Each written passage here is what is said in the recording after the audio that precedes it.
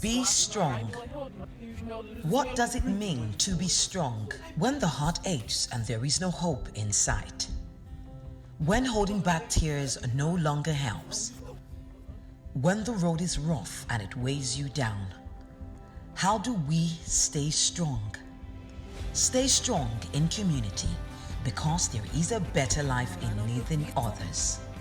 Though our lives may not be perfect and we can't promise you there will be days without the dark clouds, but we can promise to be there when it rains and when it hurts. We will be there with you when all seems bleak. We will guide you to wholeness. We are living your dreams.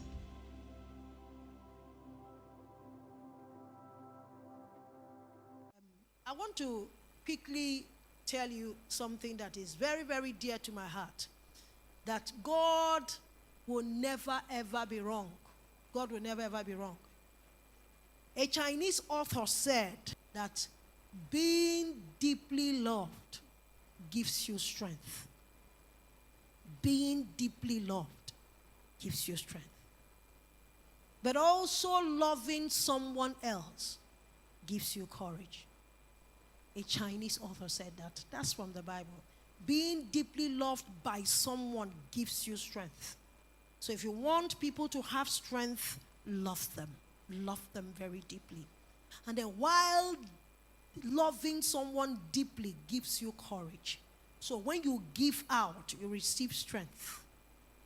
When you receive strength. When you give out, you receive courage. Anyhow, two of them will work for you. While I was coming out for this sermon today, I first of all took a look across our society, and I concluded that the impact and the result we have in a society is because of our behavior at home. That while we're even talking about the African leaders for which our choir had to take Nigerian flag and sang a prophetic song, is because mothers and fathers have not understood their role at home. They have not understood their role. So because those roles are not understood, society is paying dearly for it. I did literature. In literature, there's something called theater of the absurd. It said sometimes the way in which we require people to be licensed for most fields of human existence, but require nothing of those who are entering into marriage, reminds me of the theater of the absurd.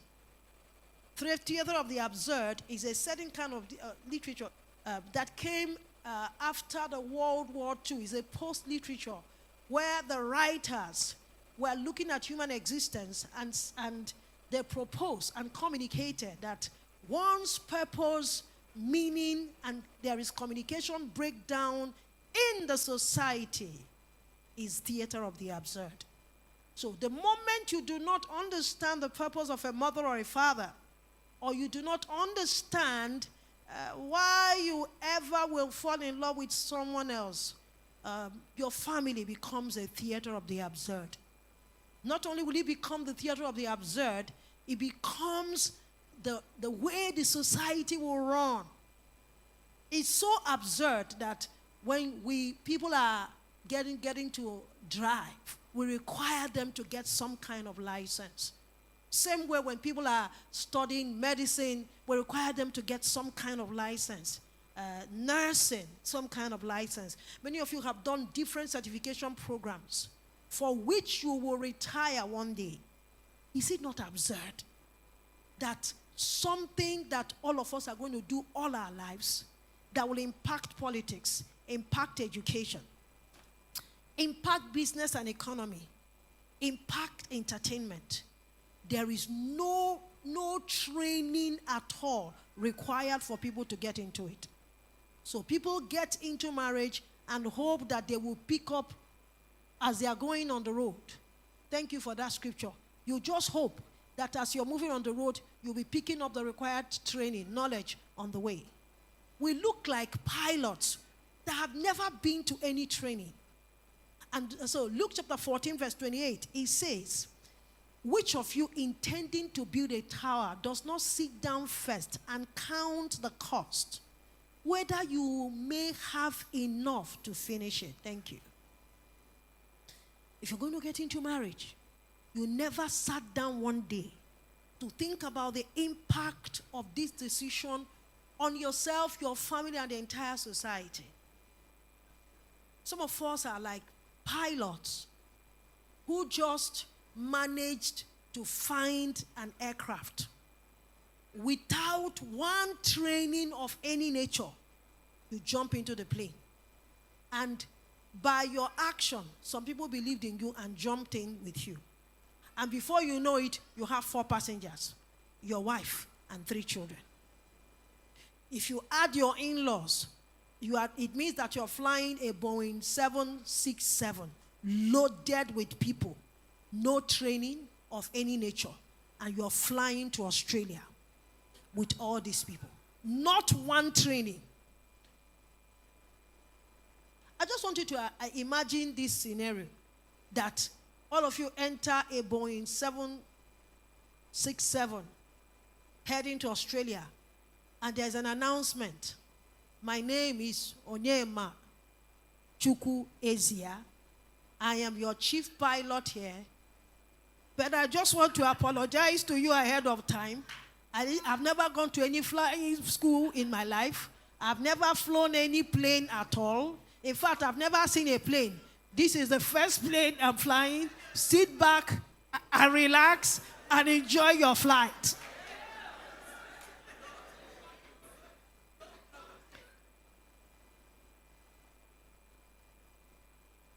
Are we together? Why we were laughing? That's what we do every day. That's what we do every day. And we need to stop. The society is paying dearly for it. We need to stop, please. I believe in pre-engagement counseling. I don't believe in premarital counseling anymore. So, I need to ask you some questions. We're going to have some learning objectives today. The first one is how to do it right from the start, or make mid-air adjustments. In case you're married, how do you make mid-air adjustments in the flight? The second one is 7 key questions to consider before, during marriage, and common myths that wreck marriages. We're going to look at that. And if time permits us, we will go into how to fight fair in communication. Like I said earlier, that I do not believe in premarital counseling. Instead, I strongly believe in marriage, in pre-engagement counseling. So, how many of you are preparing for marriage? Nobody will raise their hand again now. How many of you are married already? The question I want to ask you, my friends, is, have you gotten any did you get any pre-engagement coaching before you entered this marriage? Pre-engagement, I know you got premarital. See, once we are doing premarital coaching or counseling, we're already late. Because as I'm talking to Onyema about the role of a man, he'll be thinking about the money that they say you should come and pay for hall. While I'm talking, the wife will be thinking about the way the wedding gown. So she hasn't gotten wedding gown to hire. She hasn't gotten wedding gown to hire. So she's sitting down in front of me and wasting my time counseling. Her mind is not there. She just wants to be there so that I won't say that she didn't complete the class for me not to wed her. Do you understand that? She's thinking about the flowers. Then halfway through, the chief bridesmaid will call her. She will say, "Mama, excuse." Then she'll go outside. "Have you finished the bridal clothes? Which color did we see?" So we saw turquoise blue. We didn't see, okay, look for Burundi. Yes. It is at wedding parties you hear all kinds of colors. Fine cockroach brown. Yes. Then the chief bridesmaid says, "Okay, I will call you back." She comes to sit down again. I'm talking. Her mind is somewhere else. Then her phone rings again. Say, "We didn't see cockroach brown. We saw mosquito red." The person that ordered the cake has cancelled it. Her mind is not in the thing. So she spends 3 months. It's 3 months or 6 weeks. 6 weeks in the class. She learned nothing. Then you wonder why society is the way it is. So we are revising. I thank God Love and Life people are here now. Stop premarital coaching. Let's go to pre-engagement. Any day you see the girl, I say, what if we don't want to marry? We're not telling you because we are doing friendship. We need to define what people are doing. Because whether you like it or not, you don't already sleep together somewhere. So that if in the class you will know whether you should continue the relationship or back off from the relationship. Very, very important. We have made the mistake of doing premarital coaching that has left all of us here wondering what we are doing with marriage. Haven't you woken up one day, looked at your spouse and said, how did I get here?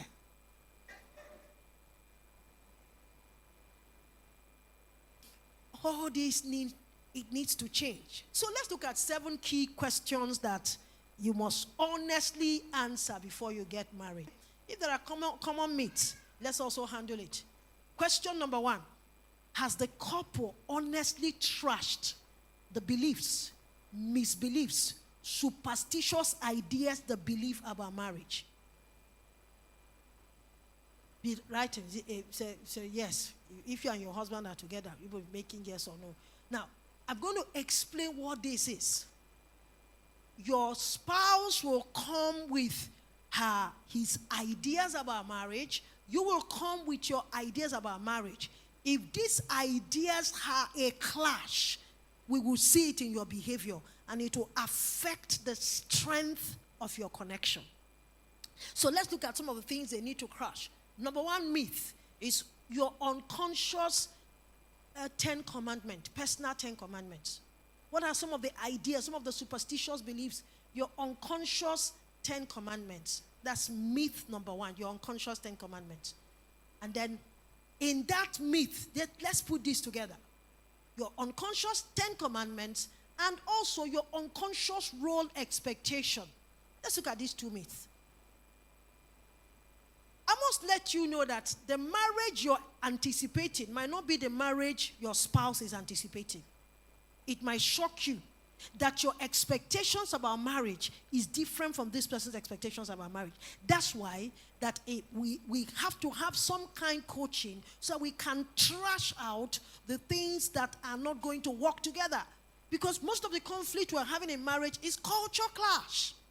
Do we have the same expectation? What you have in mind, is it the same thing with what I have in mind? When you say culture, everybody have their personal culture, your personal rule. For instance, house chores, home chores, how should it go? Finance management, how should it go? Child discipline, how should we go? These are cultures that can cause the marriage to hit the rock before the marriage even takes off. Our unconscious personal commandments. This is because, my friends, it might interest you to know that sometimes you will start telling yourself, this is not what I planned. This is not the kind of life I planned for myself. I didn't see all of this in my life. And that's because the person's rule and your rule are different. If you came from a place, and all of us have been shaped by a family of origin. If your family of origin has shaped you to think that a woman is a doormat, and you carry that to come to a place where the girl believes, the girl was trained to see a woman as a treasure. And then she comes into your house with a mindset of being treated like a jewel and a treasure, but you have come from a place where you are told that women are just trash. It's going to cause problems. It's like when you marry a girl, you go to the former Ajegunle of before, and you pick up a girl from a Ajegunle, and 2 of you fall in love. And you came out from the aristocratic movement of the UK. And now 2 of you are coming together to marry. Ngwanono, where are you going to stay? Are you going to live in Lekki, phase 1? Or are you going to live in, what's the new Atlantic, Eco Atlantic City? Or are you going to live in Surere? Are you going to live in Korodu? If she came from a place where you don't eat eba at night, eba is heavy food, is not ate at night. You eat very light food at night, and then you eat very heavy food in the afternoon. But you have come to a place where apple is compulsory at night. How are people going to cope? I remember in our programming with street children, we wanted to use our taste board to prepare food for them. So in the morning, we put bread and tea. The children had to, they had to balance our brain. We had to take dressing. The program officers came to tell us, say, this food we are giving to these people is not working. Better ever. Some of you, yes, so morning food. Some of you, that's what you ate in the morning. They hot. Then you go and marry someone that in the morning, they set breakfast well. They set it well. There is side dish, there is dessert, there is starter. They eat proper breakfast. Two of you are sitting at the table. You open the food, hoping to see hot ever. Only for you to see salad, and then flat bread, and then you say, honey, isn't that sweet? Isn't that sweet? Can cause problem. So we need to trash that. That's a myth. Then we also need to trash the myth of unconscious role expectation in your mind. How do you see a husband? What does a husband look like? How does a husband talk? The two people. In your mind, how is a wife supposed to talk? How is a husband supposed to talk? It's important that you trash this. If you don't trash it, una go collect. Woto. Myth number two. We will be able to resolve all the issues in this marriage because everything good in our marriage will continue to improve. It's a myth. Under that first point, it's a myth. May I tell you, it is not everything that is bad in your marriage you'll be able to resolve. Some things you have to live with it. I want you to think.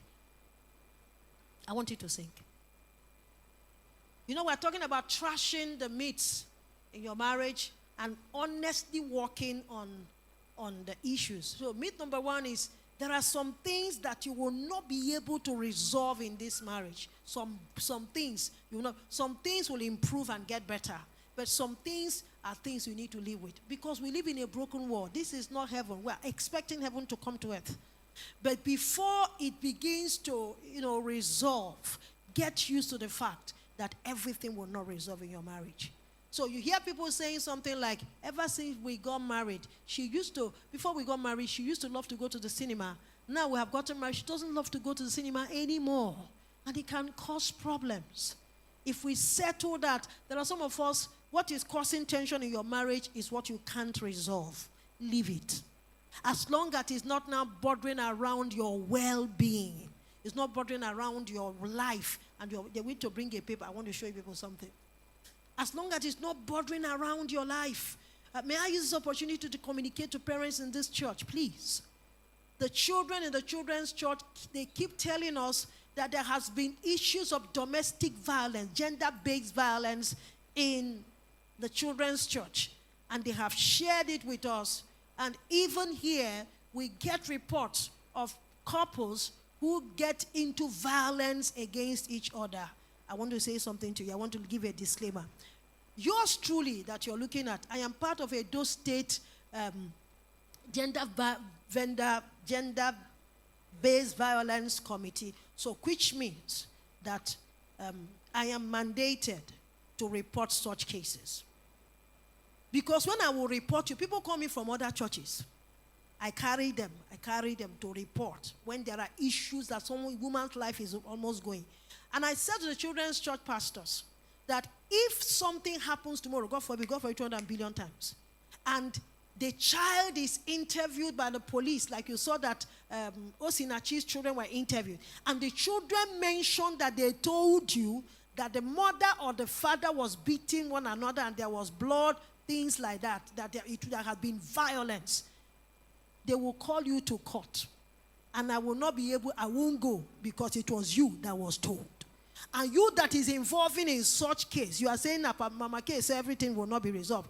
You go and be making the person's life miserable. If it gets to me, I will report you. Say, Mama, you be my mama, I will report you. Yes. There are some people, they have to go to prison to learn.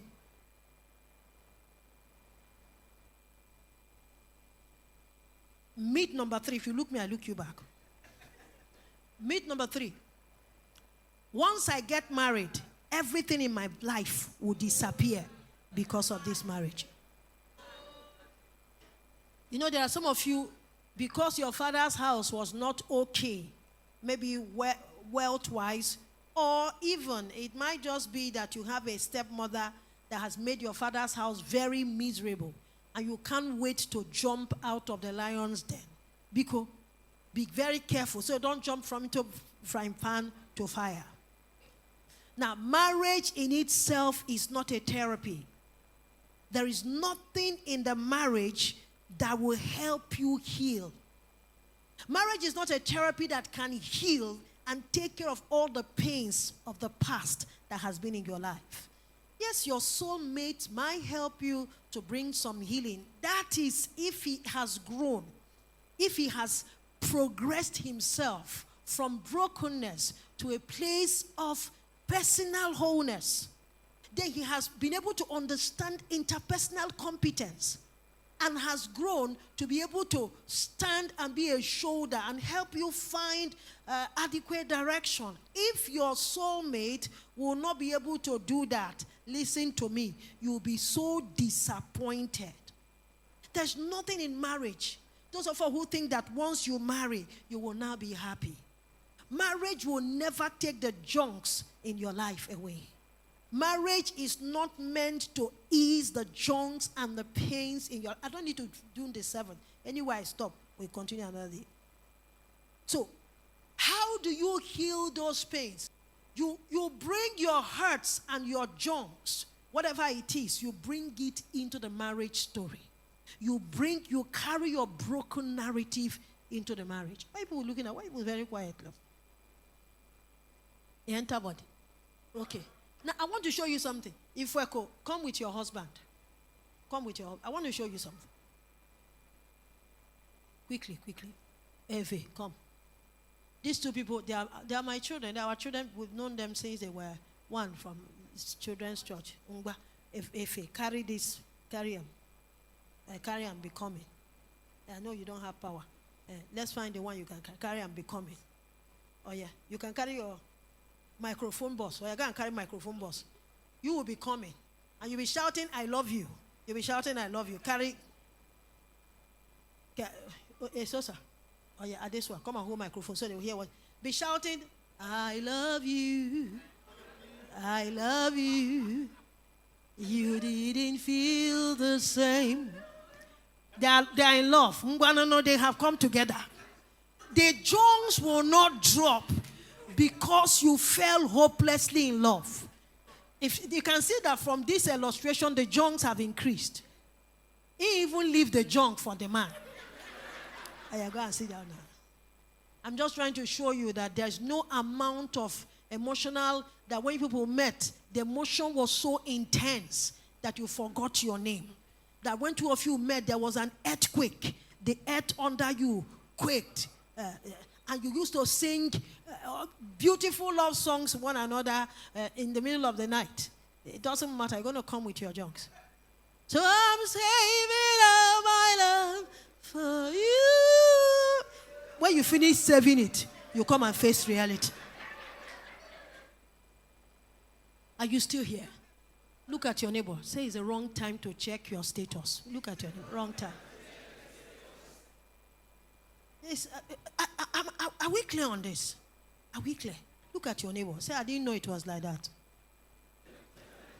There is an intense feeling that once you marry, all your problems are solved. Especially if the guy has, if he has some money, some ego. If once the guy has money, all your problems are solved. Or if the guy lives in California, or Atlanta, the city that, or New York, the city that never sleeps, that you can go to Manhattan and then have some good romance and everything will work together. And then he can even call you and then put you on WhatsApp video. My love, there's only you in my... You say, ow. Now so love the sweet. I don't care the song you heard.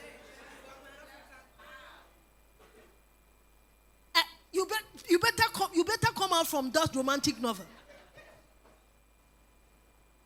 That on Valentine's Day, you were at home, and you knew he wasn't in town, and there was a tap at your door. Anguli gives him microphone. He opens the door. And you are my African queen. Oh, oh, oh.